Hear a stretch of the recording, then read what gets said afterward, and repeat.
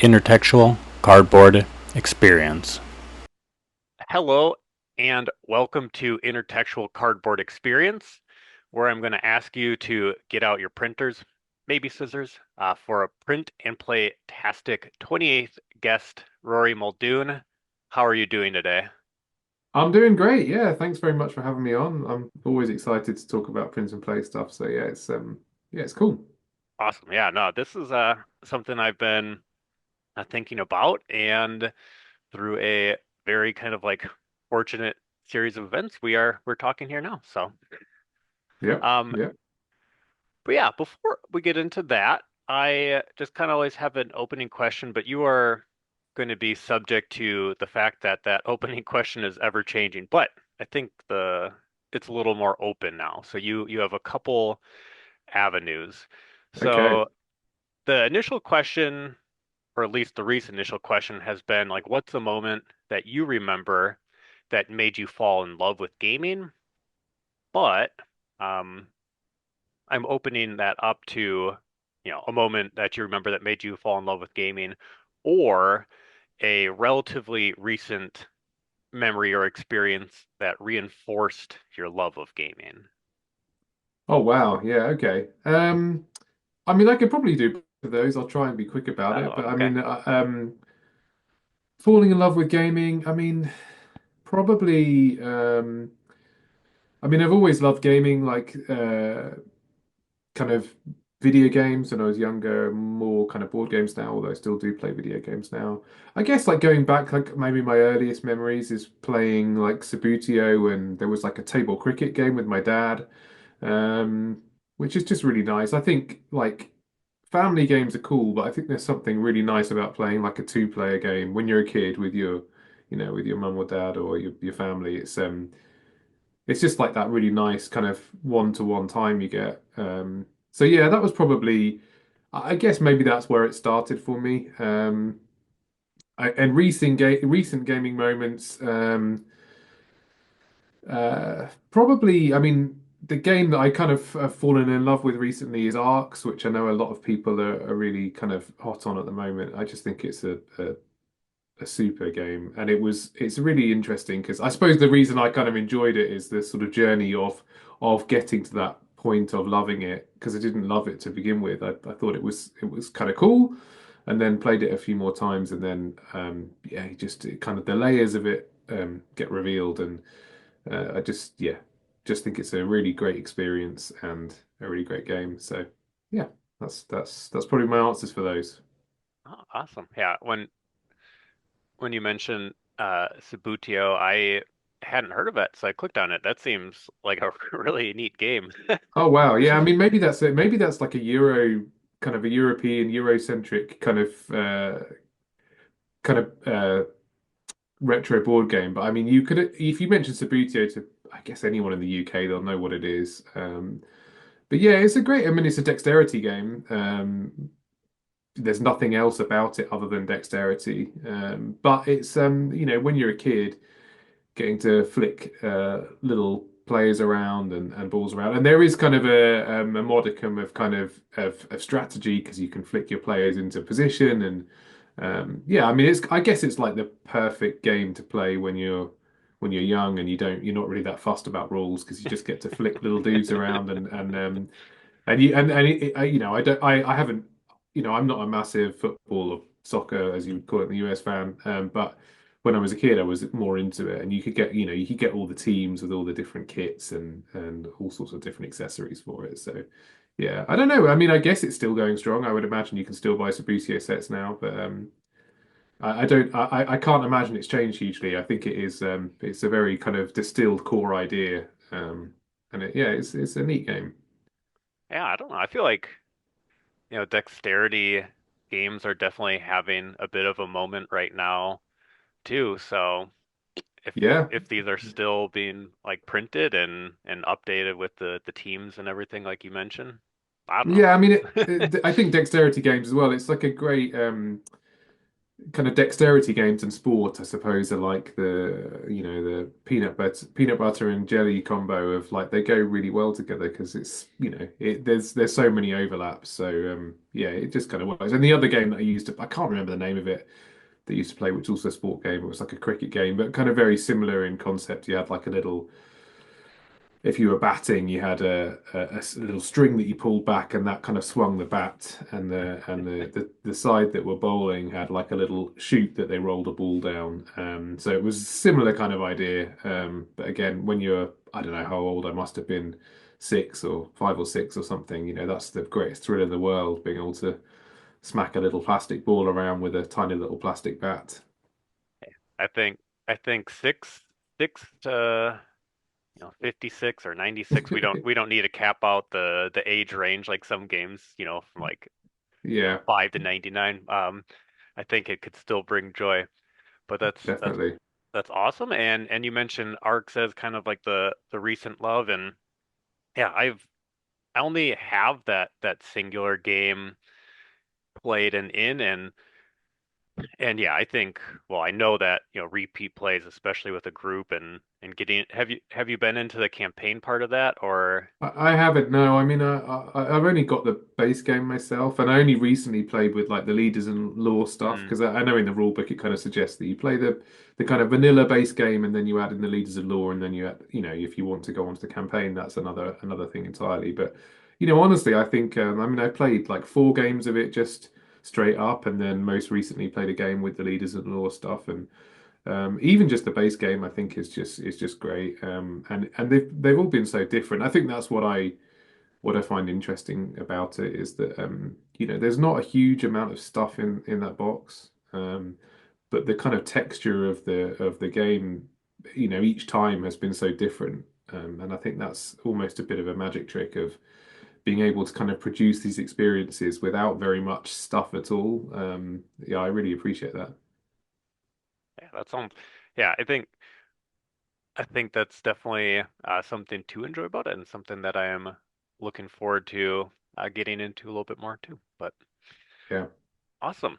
Okay, so just kind of like a timeline uh, for you and your career. This is just going off your little blurb on the Postmark site, so it's not the most in-depth look, but just kind of asking you to expand upon it a little bit. But it mentions that you kind of started off studying game design, and then you did a lot of work as a graphic designer and an illustrator, but now you're back designing games and obviously, presumably, doing a lot of the uh, graphic design and illustration as well too. So, could you kind of detail that arc and just give a little bit of history about you and your work? For sure. I mean, I suppose I think I've kind of always been pulled back towards games, even when I've kind of moved away from it from whatever reason. Like, when I was much younger, when the kind of pre doing any kind of further education, I used to mess around a lot with this. There's a bit of software. Um, it used to be called the Games Factory. I think it might be called like Multimedia Fusion 2 or 2.5 or something like that now. I think it's still going. But it was like a very basic, this is video game stuff, but it was kind of very basic logic coding that allowed you to kind of create these simple 2D games. And I was kind of obsessed with that for quite a long time when I was younger. That was kind of my main hobby, I think. And I was kind of very lucky that my cousin, who's my best friend, he was into it as well, and we both would just spend kind of hours, in the summer holidays, just messing around with this thing. And then, kind of going on to then studying and got to the point where I had to pick something to study at university. I knew I wanted to go to university, but I didn't know what to do. I was kind of really interested in art, and I'd gone to kind of art school here in the UK, and just decided, I'll do games. It was games art and design was the course, so I went and did that, which was kind of interesting, but it was so it was so zoomed out that you can't, I felt like it's probably, people talk about vocational study. I think it's maybe the kind of opposite of vocational study. It gave me like a really good sense of lots of different things, but on a very, very surface level. So I came out of university not feeling not equipped to kind of to go and try and do it as a career. But it was still, part of that was a big part of that was art. And so I ended up getting a job as a graphic designer, which I loved. I still do love graphic design. It is something that is very close to my heart. And did that for a bit, and then coming out of that, actually started thinking, well, I'm enjoying these board games that I'm coming across, and they're great fun, but a lot of them feel like they could maybe benefit from kind of some graphic design applications. So I started trying to do that, getting work as a board game graphic designer, and did a little bit and still do a little bit now, actually. And then just eventually started to sort of designing my own games because it felt like the natural progression. So yeah, and then most recently, about 3 years ago, ended up meeting Matthew Dunstan, who I run Postmark Games with. We met online. I think maybe during the kind of pandemic, or if not during, it was kind of certainly around that time. And Matt was streaming online. He was streaming on Twitch quite a bit about game design, which is really really good. I'm sad he doesn't do it actually. When you speak to him, maybe you can kind of give him a little nudge and see if you can encourage him to get back into it, because it was a great resource for me as a young young. I use that term in career sense, not in age. Game designer, to kind of have someone who was very kind of very seasoned at what they were doing, kind of talk about processes, and I found it hugely useful. Him and there's another game designer called Michael Fox, who used to stream a lot as well about game design, and watching both of their channels was really useful. Anyway, so we got chatting, and we were talking about kind of ways we could maybe kind of make games that were not necessarily, something for me I was struggling with a bit at the time was kind of having ideas for stuff and not really knowing how to apply them. I think sometimes, you can have an idea for a game, but it might not necessarily be something that is that marketable, or that publishable, I suppose, that interesting to publishers. But there's still kind of merit in pursuing it, and I kind of wanted to just explore what avenues there would be for those types of games. And so Matt and I got talking, and yeah, we ended up setting up Postmark Games, and I guess the rest is history, really, in terms of where we are now. So yeah, that was a very long-winded breakdown of my life from probably about the age of 8 up until now. No, that's perfect because yeah, you inherently did knock out my next question, which was just kind of the transitioning into, how you were able to meet Matt and create Postmark Games. So, hey, Yeah, you're I mean, I think there was a lot of, obviously the kind of the pandemic and the lockdowns were, there was a lot of horrible parts of those, but I kind of feel fortunate as well. I got to get some good things out of them too, and one of them was creating this relationship with Matt, which has been really good. I mean, I think I know you've talked to other designers in the past about kind of co-designing and working with other designers, and it's such a I think anyways, in my limited experience of it, such a mercurial thing. Like sometimes it's great, sometimes it just doesn't work. And I think with Matt, I'm very fortunate that it works really well, and we can work together in it, and long may it continue.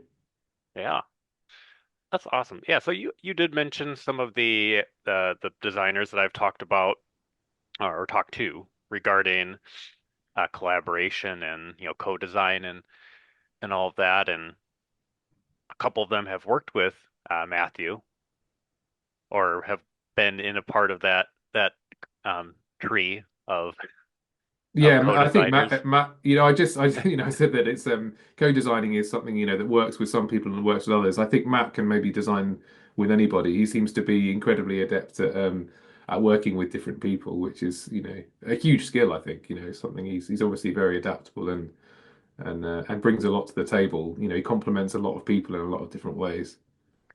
Yeah, and just yeah, it's just kind of neat too how you mentioned that you came across, well, not necessarily came across, but you did watch those streams that he was doing too. So it just seems like the like a very kind of like a teacher in a guide role almost, just that is there for anybody, like literally when he was doing those streams and then Yeah, I mean, I partnering think up. I think this when I started out making games, I didn't know anything, as is the case when you try and do something for the first time.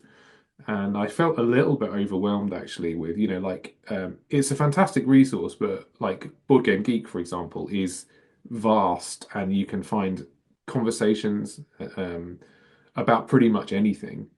And actually being able to kind of be like, right, this is a singular source of, that I trust and I can go to, like a Twitch stream and watch someone streaming about their process is really useful because it kind of, I guess, narrows down a little bit your focus. And yeah, it was really good. I think at that point when I was watching Matt's streams, I'd had two games published. I'd had my second game published, but I still felt like I didn't know it. I mean, I still feel like I don't know anything, but I think being able to just both Michael Fox and Matt Streams, they're designers who have published many games, worked with lots of different people, kind of gone through lots of different experiences, which I've kind of yet to go through. And so just being able to hear them talk about it is, I just found it so valuable.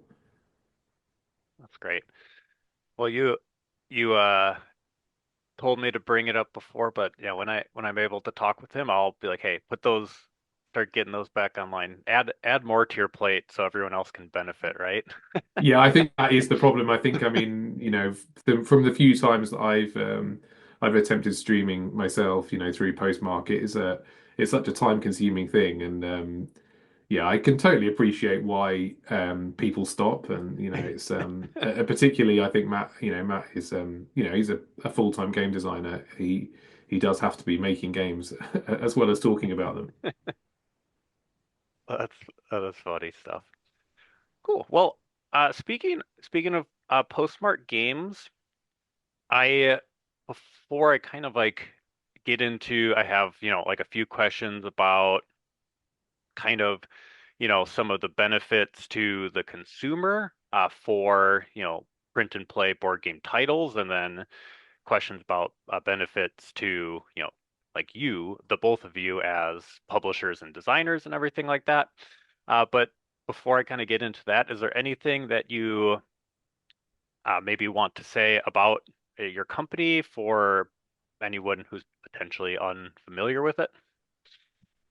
Sure. I mean, as a sort of I guess a quick overview, we only make kind of print and play games. Actually, we sort of refer to them as print at home games, which is a small distinction, but I guess the distinction for us is that the games are designed exclusively to be printed, printable at home. I know a lot of kind of print and play games kind of exist in these two realms where they have a kind of physical version that you can go to shops and buy, and they have a version which you can make yourself. Whereas the games that we make are, they only exist as printable games.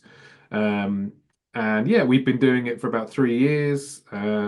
We have six games, I want to say six games available through our website, through our web store, which is postmarkgames.com. And yeah, I mean, and I guess another thing, I guess to mention, which was a main consideration when we started doing this, is the games have kind of gone no assembly at all. So there's no cutting or gluing or folding even. You just literally you print them off, or you go to a stationer's and get them printed, and then you can kind of use them. You can play them straight away, and they all require kind of stuff that you would hopefully have at home, like dice or pens or playing cards. So yeah, that's kind of the company. That's what we do, and that's kind of what we will do is our primary focus, kind of going forward.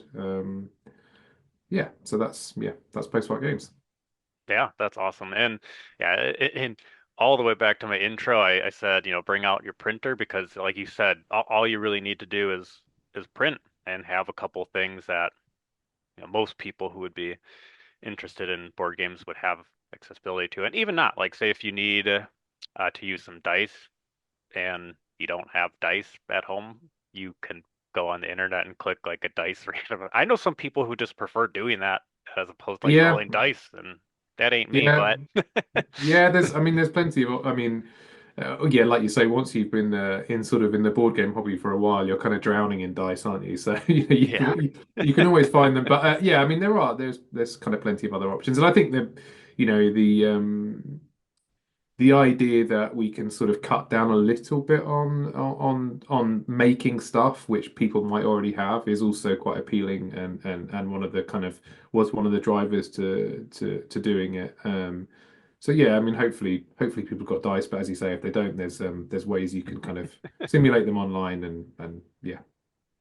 Yeah, and yeah, so I guess current me, not the version of me that did this. I'm trying to become like a little more crafty and, maybe in a minute. I know that there's some people with their like print and play stuff that they get really into it.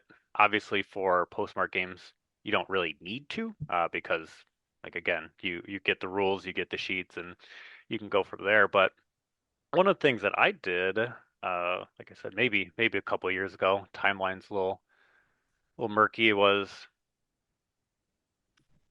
I had Voyages and Aquamarine, which are two Postmark games, and I got them all like nicely printed, just like an office store, something like that. It was extremely cheap to get all this content printed out for me.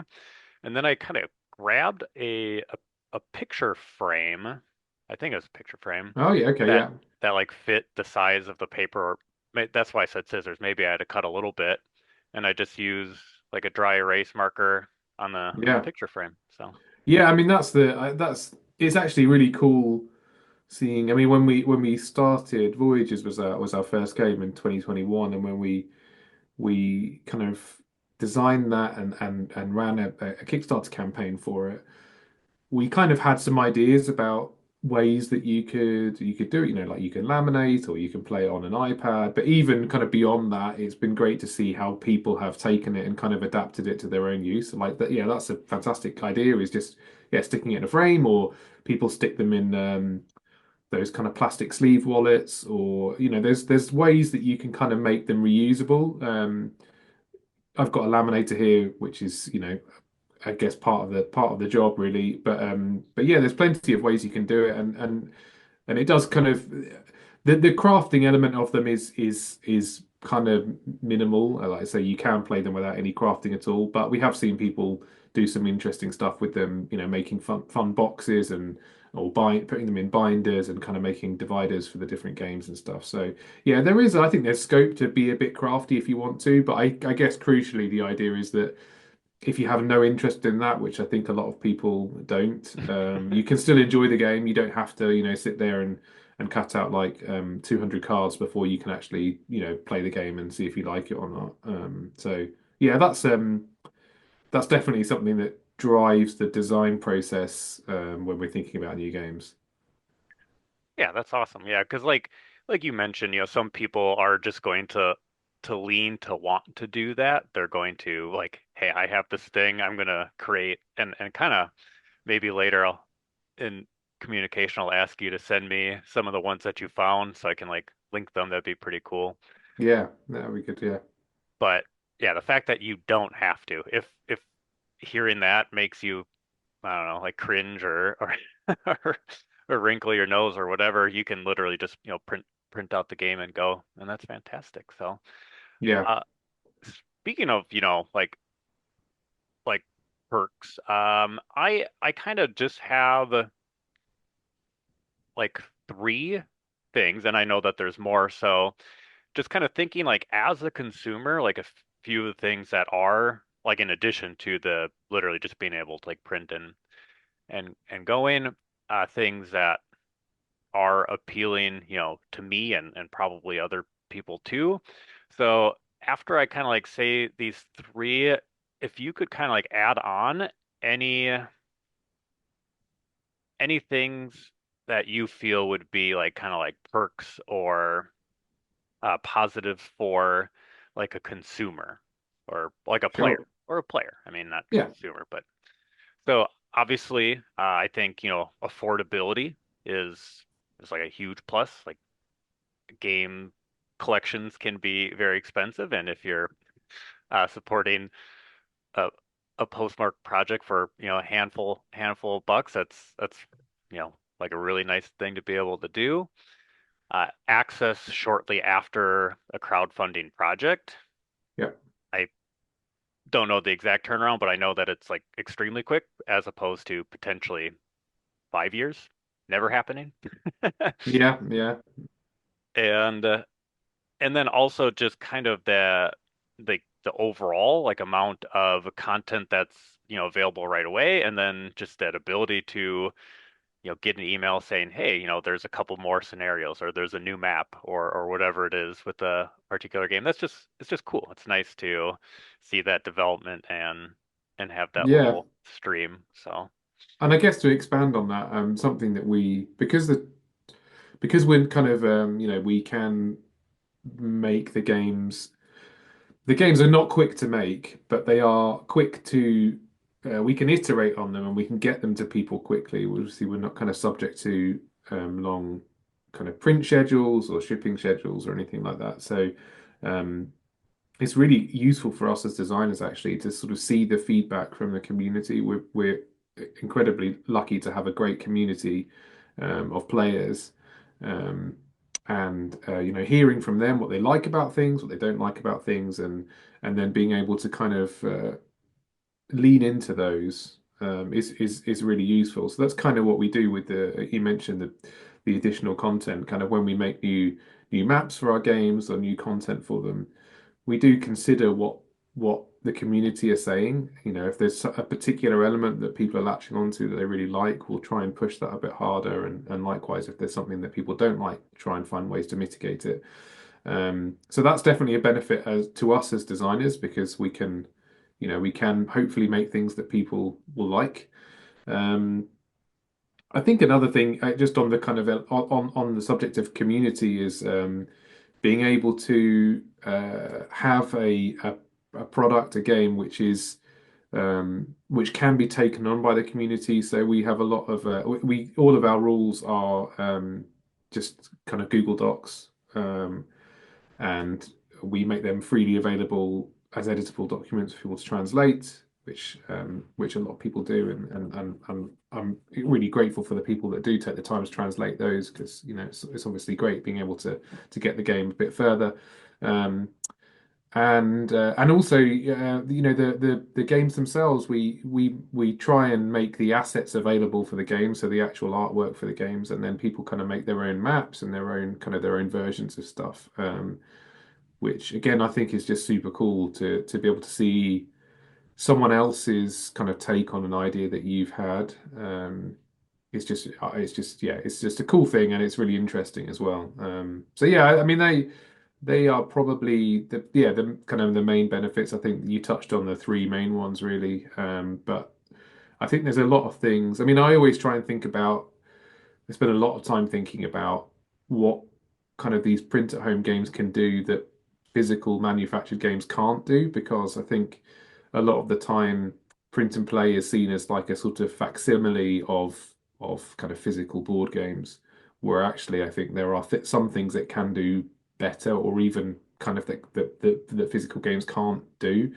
And I think that's a really interesting space to try and operate in, is to be like, well, these are almost a separate entity, and let's try and treat them that way, and let's try and design them to kind of to work on the strengths and to kind of fight against the weaknesses that they might have. And yeah, so I think it's like when we were chatting before, I think there's a um, the kind of the printable game scene is still is there's still opportunities, and there's still stuff we haven't seen yet, and it's exciting to kind of, to see how those things will come together and what people will make of them going forward. Yeah, that's really awesome. I love that response and those ideas. And yeah, I hadn't even really thought about the community side of it, but it's neat. And you mentioned, your interest in video games. I think a lot of people that play games in general just like games, but it how you mentioned or how you talked about, people taking some of the assets and then creating their own levels. It has like like a level creator and like shared feel to like what a lot of video games do, like platformers, like create your own level or whatever it is. And Yeah, that's really I think I mean both Matt and I are kind of interested in. I know Matt gets inspired a lot by video games. And I've done a bit of work in the past, it kind of in that arena, and I think the immediacy of kind of the kind of printable games, the print at home games, does kind of lend themselves a bit more to that, almost that idea of like, you can have downloadable content and you can have kind of um, a reactive community in a way that you can't necessarily with a game that is kind of already printed and already exists, and any changes to it would require a new print run or an expansion or whatever. So yeah, that element of it does interest me a lot, and I think it's something, we've not kind of dabbled with this ourselves, but I know that some print and play creators kind of look at have kind of used like programmatic tools to make kind of randomized maps and things like that, which again much harder to do if you're physically printing something, much more achievable if you're just supplying files to someone. that's awesome. So I think you kind of, I mean, you touch on it a little bit in that community note, just the especially kind of like with the rules and people who are willing and wanting to like work on translating them. That's another thing that I didn't even think about, which is awesome. But what are some other and and again, I don't want to be like redundant because I think you mentioned some of it as well in like the fact that there's a lot of interesting space to think about the the ability to design and distribute like as being like a publisher and designer. But what are some other things that you feel are beneficial of like working in this space, from your end, so not like a me Sure, gamer yeah. end.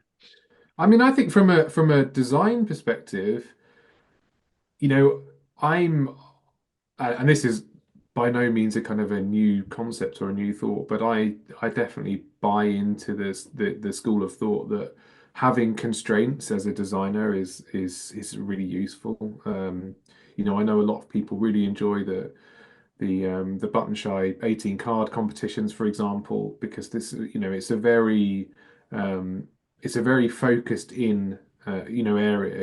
You have a limited number of cards that you can use, and I think that constraint is so useful and so powerful for kind of iterating on ideas because you kind of already know from the outset um, what you can ignore, I suppose. And I think the same with the types of games that we make at Postmark.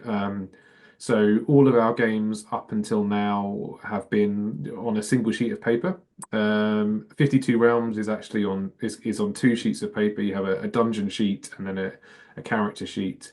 Um, but it's kind of the same, in working on it, both from a game design perspective and from the physical kind of graphic design and artwork on it. There's just things you can't do. You really do have to consider how you're using the space and how you're using the format. And I just think that's really useful. I think for me, particularly as a designer, I find having some constraints in place just a very powerful way of being able to kind of focus ideas and focus thoughts. So yeah, I would say that's something which I really do appreciate. As I mentioned before, I don't really do any kind of game design outside of Postmark now, and in fact, Matt does kind of most of the game design at Postmark. The kind of the design that I get involved with now is usually when we make additional content for our games. Um, but pre-Postmark, I think I suffered from is too harsh of a term, but I would definitely fell into the trap of being like, I've got like 100 ideas that I want to work on and not really knowing where to focus them, and not really necessarily understanding what might make a viable to pitch to a publisher. Um, and so, yeah, I think that's been really great for me anyway. I'm sure Matt would maybe have a different view on it, but yeah, certainly for me, I find that useful. That's great. Okay, I'm gonna take that and throw it on its head a little bit. But yeah, no, yeah, I think, I've talked to a lot of designers, and that idea of constraint is definitely something that is really beneficial. And in this case, design and kind of like that publishing constraint. But let's say you are able to kind of like take this, take Postmark Games, take the ability to like exclusively, just, print at home, but you get to go beyond like a couple of sheets. So, for 52 realms, and you kind of get to go like crazy with the idea a little bit. What's like a type of game or genre of game where you more of like a dream, doesn't have to be something that you actually want to make it a reality, that you think would be like fun or funny. Like if I was going to do like this as a Postmark game, like what would it be? Oh, I don't know. Wow, that's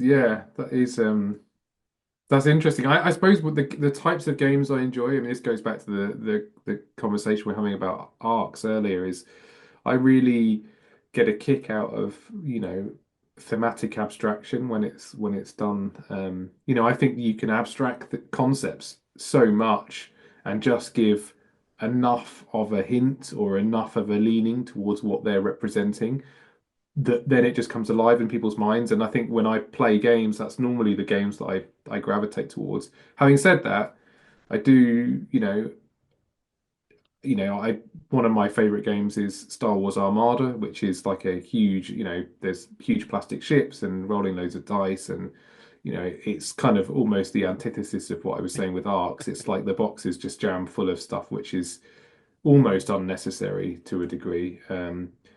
And so maybe, I think that is that's something I do like those kind of games for kind of what they represent. So I don't know, maybe that's the answer. Maybe like a postmark game which is like 200 miniatures. I mean that's never going to happen, and I don't think I want it to happen, but it's a I guess it's a fun thought exercise.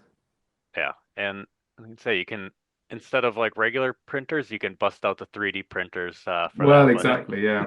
I think I mean, the 3D printer thing is really interesting, actually. I think, when we started Postmark like 3 years ago, I was kind of hoping they would be more ubiquitous now. I mean, I know they are more available and more people do have them, but they still are quite a niche thing, I think. But yeah, I mean, it would be great if we can get to the point where like everybody has access to one, whether it's at home or in their community, at library or whatever, they can just kind of go and print stuff cheap. I think that would just open so many doors for the kind of the printable game space. If you could easily, readily print kind of custom components. Yeah. Yeah, someday, and then you can do your space opera. Exactly, yeah. That is funny. Awesome. So just kind of a specific questions about 52 Realms before getting to Mhm. our wrap-up thoughts already. But you've mentioned that this is the upcoming title. It's going to be on Kickstarter. I know that it's going to be a December project. Do you have a specific date or? We do, yeah. We announced it the date yesterday, I think. Actually, Oh, it was the 3rd of December, so like a couple of weeks' time.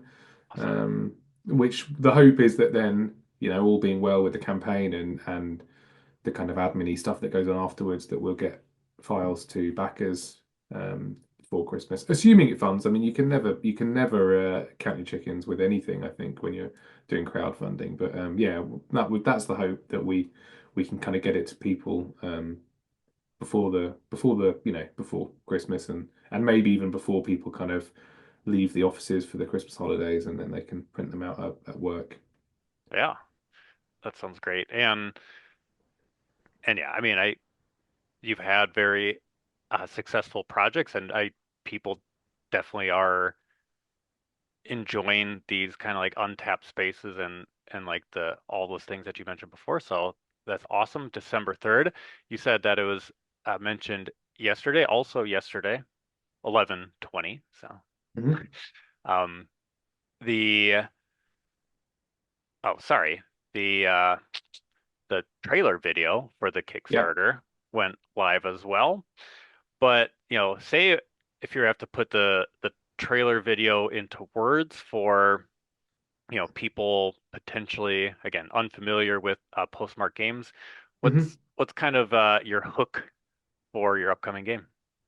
So it's a solo dungeon crawling print at home game that's driven by a standard deck of playing cards. So this is the first time that we've released it. We will be releasing a game that uses a deck of cards, and specifically, it's a solo game because, and again, this is something maybe you can speak to Matt about, but Matt was very keen that the game made use of the cards in an interesting way. So you're actually um, when you're playing the game, you're laying the cards out around the game sheets, and that kind of contextualizes them. So the cards that you place on the right hand side of the sheet are items, and they're kind of like single use things that you can kind of buff your character up with, or you can heal up and stuff like that. The cards on the bottom of the sheet that you kind of place at the bottom of the sheet are your equipment, and they are kind of multi-use tools that you use to fight enemies and to kind of progress through the dungeon. Cards on the top of the sheet are your wounds, and if you take too many of those, you die. And then the cards on the left hand side of the sheet kind of all relate to the enemies that you'll be facing in the dungeon. So that's kind of what we wanted to try and show off in the trailer, is that you kind of got this central space which is comprised of your chosen character and your chosen dungeon sheet, and then the cards, as you kind of take them off the deck, kind of get placed around this, and that provides the kind of context for what they do. That sounds great. And yeah, it's funny because I had like my notes on kind of 52 Realms, and the first part was just asking about people unfamiliar, but you also kind of mentioned some of the things that like people familiar with your games are going to see as those differences, and like the randomizer here being a deck of cards instead of dice, and just kind of that idea of the two sheets which you had mentioned before as well, and then like space and kind of place and being able to like lay those all out. I That's awesome. I am really excited to check out the project when it goes live, and then ultimately back it as well. So Well, thanks very much. Yeah, I'm excited too. I think it represents something a little bit different to what we've done before, but um, I think, and I hope that people who've enjoyed our previous games will also enjoy this one. And for those people that are not kind of primarily solo gamers, we're kind of looking at ways in which we can do challenges and things like that. Because I know, again, part of our community does this as well, which is making kind of set challenges and then competing in that way. So I guess slightly indirect competition. So and we hope we'll be able to offer something similar with this game as well. oh, awesome. Yeah, and yeah, you're mentioning like some of these community things. Do you community kind of for you? Just curious, just so people might know. Does Postmark have like a Discord, or is there like a good place for people to like go like a singular spot, or Yeah, I mean the Discord that we have a Discord, and that's the kind of the main place that we yeah, that we kind of engage with the community. I mean I can provide you with the link for it and stuff. But yeah, it's that's really good, and that's also where we you can find access to the kind of community content that's been made. So we've got some great kind of community maps for our previous games on there. Voyages and Waypoints and Aquamarine, which are the kind of three games that Matt and I designed together. There's some really cool yeah, some cool community maps that kind of take them in directions that we would never have thought of. So if you like any of those games and you're thinking I'd like to get some some more out of them, then it's come along to Discord and check out the kind of community content because there's some interesting takes on them. Very cool.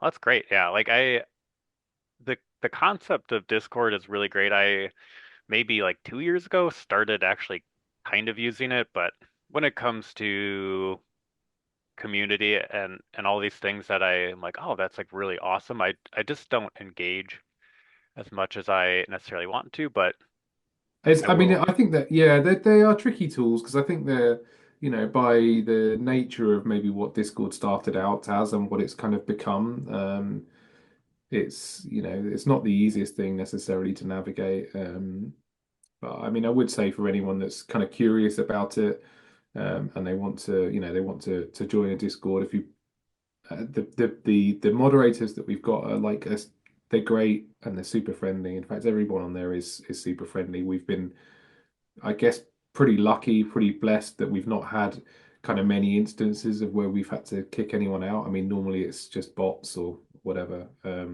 So yeah, it's a nice place to come and hang out. But yeah, you're right. There is a kind of a barrier to entry with all these things, I suppose, and it is they can be a bit overwhelming. But yeah, if you want to if you're interested and you want to come along, it's yeah, drop in and say hi and yeah, you'll find a whole bunch of friendly people there.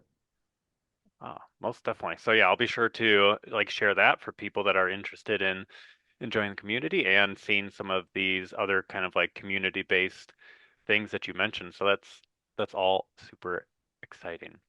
Cool. But yeah, speaking of again, now we're to I've got two like wrap up questions. Yep. And so the first one is just like a text that's on your mind. So this doesn't have to be a game. It could be literally anything that you've been like reading or watching or listening to that has been, stuck on your mind in the recent past. I read recently um, a book called Cahokia Jazz, which is a novel by Francis Bufford, I think is the name of the author, and it's a great book. But I think also, I mean, I'm a believer of kind of context, kind of elevating media, and I finished reading it actually when I went to visit Matthew in Prague not that long ago, just before Essenspiel. Matt has family in the Czech Republic, so we met in Prague, and then we headed over to Germany together.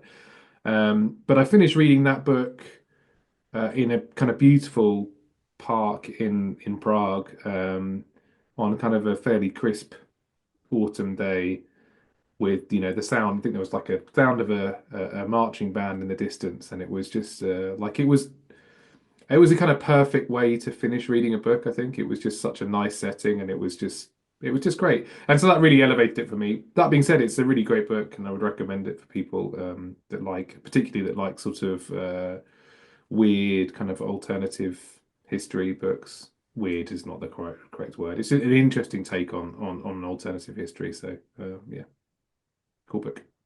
I like that. And honestly too, that idea of like, context when it comes to, enjoying any any text or media Oh is yeah, I mean, helpful. I had this conversation with my friend not that long ago, but like the video games that you get as Christmas presents when you're kids, I think hold such like a for me anyway, such a powerful nostalgia because it's like it's not only the game, but it's just opening it on Christmas Day and sticking it in your N64, whatever it was, and playing it, with all your family around you, and Christmas obviously for a lot of kids is like just the highlight of the year. So I think yeah, that kind of idea, I think it really does heighten nostalgia, or the way that you feel about something is kind of how you first experience it.